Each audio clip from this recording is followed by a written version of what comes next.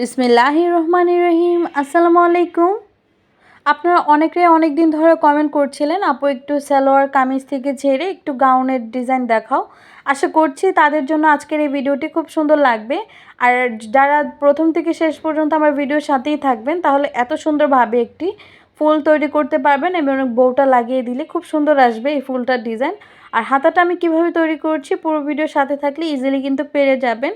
কথা না বাড়িয়ে আমরা এখন কাটিং পর্বে চলে যাচ্ছি। এখানে এক কালার কাপড় নিয়েছি আমরা আধা গজ পরিমাণ। তো আধা গজ পরিমাণ বলছি এই কারণে, এটা আমাদের সালোয়ারের সাইড থেকে বেঁচে যাওয়া কাপড় ছিল। আপনারা চাইলে কিন্তু এখানে আধা গজ পরিমাণ, আপনি যেহেতু বাজার থেকে কিনে আনবেন, অবশ্যই আধা গজ পরিমাণ থেকে একটু বেশি নিয়ে আসবেন। আপনি জানি না আপনার কোন বয়সী বাচ্চাদের জন্য তৈরি করবেন। আমি যে বাচ্চার জন্য তৈরি করছি, আমি 4 থেকে 5 বছরের বাচ্চাকে ইজিলি পরাতে পারবো। এখানে শর্ট কিন্তু হবে, মানে হাঁটুর নিচ পর্যন্ত হবে এই ড্রেসটির লংটি। যেহেতু 28 ইঞ্চি দিব আমি এই ড্রেসটির লং। বডি মেজারমেন্টের জন্য এখানে আমি নিচ্ছি কাপড়টাকে 4 পট করে নিয়েছি। আর প্রিন্টেড কাপড় কিন্তু নিয়েছি আমি 1.5 গজ পরিমাণ। এখানে 3 ইঞ্চি নিব আমি বেল্টের জন্য, এবং গলার পাশের জন্য নিচ্ছি আমরা 5 ইঞ্চি, হাতার আরমোলের জন্য নিচ্ছি 2.5 ইঞ্চি। যেহেতু 3 ইঞ্চি উপরে বেল্ট যাবে সেই জন্য বডি মেজারমেন্ট নিচ্ছি আমরা এখানে 7 ইঞ্চি, মাজার দিকে নিচ্ছি আমরা এখানে 5 ইঞ্চি। এখন আমি মেজারমেন্ট অনুযায়ী এখানে কাটিংটা করে নিচ্ছি। আর বডি মেজারমেন্টের থেকে একটু কিন্তু আমি 1 ইঞ্চি বেশি কাপড় রাখি। বডি মেজারমেন্ট অনুযায়ী যেহেতু আমাদের উপরে টপ পার্টটা কাটিং করে কমপ্লিট হয়ে গিয়েছে, এখন আমাদের কাজ হচ্ছে বাড়তি কাপড়গুলো কাটিং করে নেওয়া। তো এখানে আমি কিভাবে কাটিং করছি অবশ্যই দেখিয়ে দিচ্ছি। এখানে আমি 4টা পার্ট কাপড় নিয়েছি, আর এই কাপড়ের লেন্থ কতটুকু আছে সেটা আপনারা দেখেই বুঝতে পারছেন। আড়াই ইঞ্চি হবে। তো এক কোণা থেকে আমরা ধরে যতটুকু পাশ আছে ততটুকুই আমি এখানে নিয়েছি মেজারমেন্ট অনুযায়ী। আর সাইডের এক্সট্রা যে মোটা কাপড়ের অংশগুলো সেগুলো কেটে ফেলে দিচ্ছি। তো এভাবে হাতাগুলো সেলাই করলে খুব সুন্দর আসে। এখন আমাদের কাজ হচ্ছে প্রিন্টেড কাপড়। তো এখানে আমি 2.5 হাত বহরের কাপড় যেহেতু নিয়েছি, তো এখানে কিন্তু আমার 1.5 গজ পরিমাণ কাপড় থেকে খুব কম আছে, অল্প কাপড় আছে। তো সেখানে আমাদের যতটুকু লং আসবে ততটুকুই নিয়ে নিব।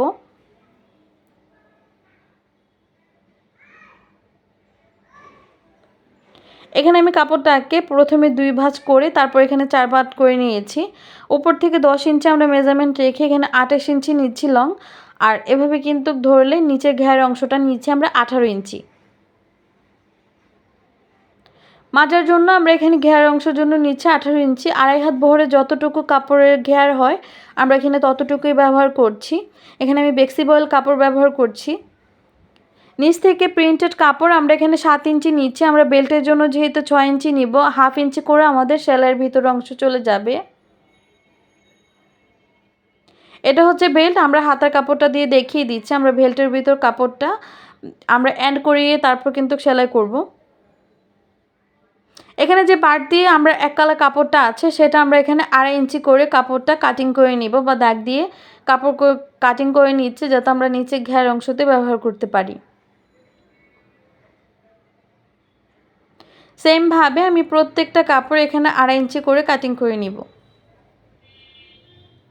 আমি সচরাচর আমার বাচ্চার ড্রেসে আমি এখানে বেল্ট ব্যবহার করি না। আপনারা চাইলে কিন্তু রাউন্ড জামাতে বেল্ট ব্যবহার করলে সুন্দর লাগবে। এখানে কাপড়গুলো কাটিং করা হয়ে গিয়েছে। এখন আমরা সেলাই পর্বে চলে এসেছি। সেলাই করার জন্য এখানে আমি হাতাটা আগে সেলাই করে নিব যাতে আপনাদের বুঝতে ইজি হয়। কাপড়টা যেহেতু 2 ভাঁজ ছিল সেটাকে আমরা এখন মাঝখান থেকে আলাদা করে নিয়েছি। এখানে কাপড় কিন্তু আমি এখানে 4টা পার্ট করে কাটিং করেছি যাতে আমরা 2টা করে এখানে সেলাই করতে পারি একটি হাতাতে। বাচ্চারা পরবর্তীতে এটা পরলে খুব সুন্দরভাবে কাঁধের অংশের দিকে উঁচু হয়ে থাকবে, তো ভালো লাগবে। তো এখানে সাইডের যে ঘের অংশটা মানে রাউন্ড অংশটাতে আমরা ডাবল সেলাই দিয়ে দিচ্ছি। এভাবে সেলাই করে নেওয়ার পর এটা আমরা উল্টে আরেকটি চাপ সেলাই দিয়ে দিব। আর অবশ্যই ফিনিশিংটা ভালোভাবে হাত দিয়ে দিয়ে নিতে হবে। উপর থেকে একদম সাইডের দিকে অংশতে এসে কিন্তু আমরা সেলাইটা দিয়ে দিচ্ছি।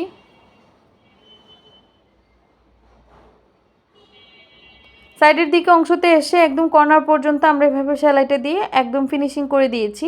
সেম ভাবে আরেকটি হাতার অংশ আমরা সেলাই করে নিব। তো এখন আমাদের কাজ হচ্ছে কুচির অংশের দিকে। আমরা একদম বড় সেলাইয়ের যে অংশটা সেটা দিয়ে কিন্তু এখানে কুচি দিব। আপনারা চাইলে হাতের সাহায্যে কিন্তু কুচিটা দিয়ে নিতে পারেন। এখানে একটি সুতার অংশ ধরে আমি কিন্তু টান দিয়ে কিন্তু কুচিটা দিয়ে নিচ্ছি। আশা করছি আপনারা পুরো ভিডিওটা দেখলে বুঝতে পারবেন। একটি সুতা ধরে টান দিলে কিন্তু ইজিলি এই কুচিটা হয়ে যায়।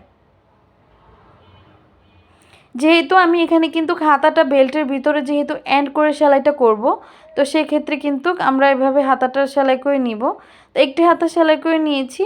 এখন আমাদের কাজ হচ্ছে ভাঁজ দিকে আমরা এক কালার কাপড়টা নিয়ে সেলাইটা করব।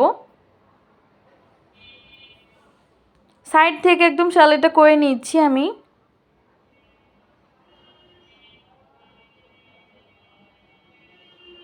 এক সাইডে আমরা ভাঁজ দিকে সেলাই করার পর এখন আমাদের কাজ হচ্ছে আমরা বেল্টের উল্টো পাশে এটাকে নিয়ে এসেছি। বেল্টের উল্টো পাশে এনে আমরা প্রিন্টেড কাপড়টা একদম সাইড থেকে ভাঁজ করার পর আমরা এক কালার কাপড়টার উপর থেকে একটি চাপ সেলাই দিয়ে দিচ্ছি। যেহেতু আমরা ফ্লেক্সিবল কাপড় ব্যবহার করছি সেক্ষেত্রে কিন্তু কাপড়টা খুবই পাতলা হয়। আপনারা চাইলে এখানে পেস্টিং পেপার কিন্তু আয়রন করে নিতে পারেন। এখন আমাদের যে বডি পার্টের অংশের সাথে আমরা হাতাগুলো জয়েনিং করব, তো তার আগের আর্মহোলগুলো আমরা সেলাই করে নিচ্ছি।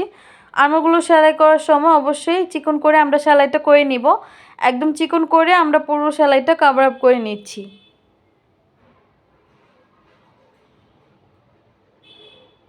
চিকন করে সেলাই করার ক্ষেত্রে অবশ্যই খেয়াল রাখবেন যেহেতু দুইটা হাতেই সেম হয়। আমরা যে 2.5 ইঞ্চিতে পাইপিং কাটিং করে রেখেছিলাম সেখান থেকে একটি কাপড়ের অংশ নিয়েছি। আর্মহোল সাইড থেকে আমরা কাঁধের অংশগুলোকে জয়েনিং করে নিচ্ছি। এটা আমরা ভাঁজ দিকে রেখে কিন্তু জয়েনিংটা করছি, যেহেতু এটা আমরা উল্টানোর পর আমরা উল্টো পাশে মানে ব্যাক সাইডে গলার পট্টিটা নিয়ে যেতে পারি। সেমভাবে আমি দুইটি হাতার অংশ জয়েনিং করে নিয়েছি। এখন আমাদের কাজ হচ্ছে পট্টিটা ব্যাক সাইডে আমরা সেলাই করে নিব। এবার ভাঁজ দিয়ে সেলাই করে নিয়েছি। এখন আমাদের কাজ হচ্ছে যেহেতু বডি পার্টটা খুব সিম্পল লাগছে, এখন আমরা একটি পাপড়ি বা ফুলের পাপড়ি শেপের এখানে সেলাই করে নিচ্ছি। এখানে এক সাইড থেকে নিডলটা বসিয়ে আমরা ঘুরিয়ে ঘুরিয়ে একটি পাতা শেপের দিয়ে নিব বা ফুলের পাপড়ি শেপে দিয়ে দিচ্ছি। আপনারা চাইলে এখানে কিন্তু প্রথমে একটি কাগজ কেটে তারপর কিন্তু কাগজটা সাইড দিয়ে ঘুরিয়ে ঘুরিয়ে সেলাই করে নিতে পারেন। তো সেলাইটা করার পর আমরা এখন উপরের যে কাপড় ভাঁজ দিকেরটা সেটা আমরা ঘুরিয়ে এভাবে কিন্তু কুচি দিয়ে সেলাই দিয়ে আটকে নিচ্ছি। সেমভাবে এখানে 3টে পাপড়ি তৈরি করার পর একটি বউ লাগিয়ে নিব। বউটা লাগানোর পর আমরা চারো সাইড দিয়ে বউটা সিকিউর করে দিব। ভালোভাবে আমরা আটকে নিব যাতে ওয়াশ করার পর পরবর্তীতে এটা কুঁচকে না যায়।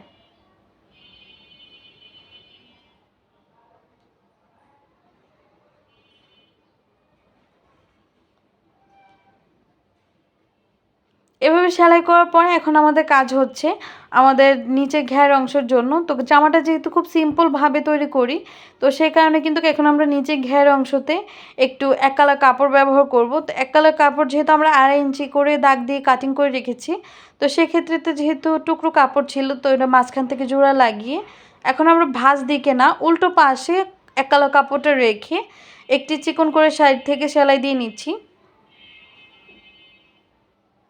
সেই ক্ষেত্রে এটাকে উল্টে আমরা ভাঁজ দিকে এনে সাইড থেকে একদম একটি সেলাই দিয়ে দিচ্ছি। এভাবে সেলাই দেওয়ার পর আমরা উপরের যে কাপড়ের অংশটা সেটাও কিন্তু এভাবে চাপ সেলাই দিয়ে দিচ্ছি।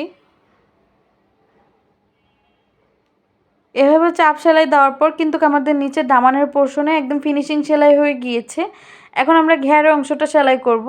তো ঘেরের অংশের জন্য এখানে আমি একদম নিডলে বড় সুই দিয়ে সেলাই করে তারপর এক সাইড থেকে কিন্তু একটি সুতা ধরে টান দিলে কিন্তু কামড়ার কুচিগুলো তৈরি হয়ে যাবে। এখন কিন্তু কুচি তৈরি করা খুবই ইজি। আর আপনাদের যদি এভাবে ইজি হতে খুব অসুবিধা হয় সেক্ষেত্রে হাত সুই দিয়ে সেলাই করেও কিন্তু এক সাইড থেকে সুতা টান দিলে এভাবে কিন্তু কুচিগুলো তৈরি করে নিতে পারবেন। তো এভাবে কুচি তৈরি করে নেওয়ার পর আমরা এখন ফ্রন্ট পার্টে তো এভাবে কিন্তু নিচে ঘের অংশটা জয়েনিং করে নিব। যাতে পুরো ঘের অংশটা সেম কুচিতে থাকে সেক্ষেত্রে কিন্তু সাইডের অংশতে এসে আমরা 1/2 ইঞ্চির মতো কুচি রাখবো না, তারপর মাঝখানের দিকে এসে কুচি রাখছি।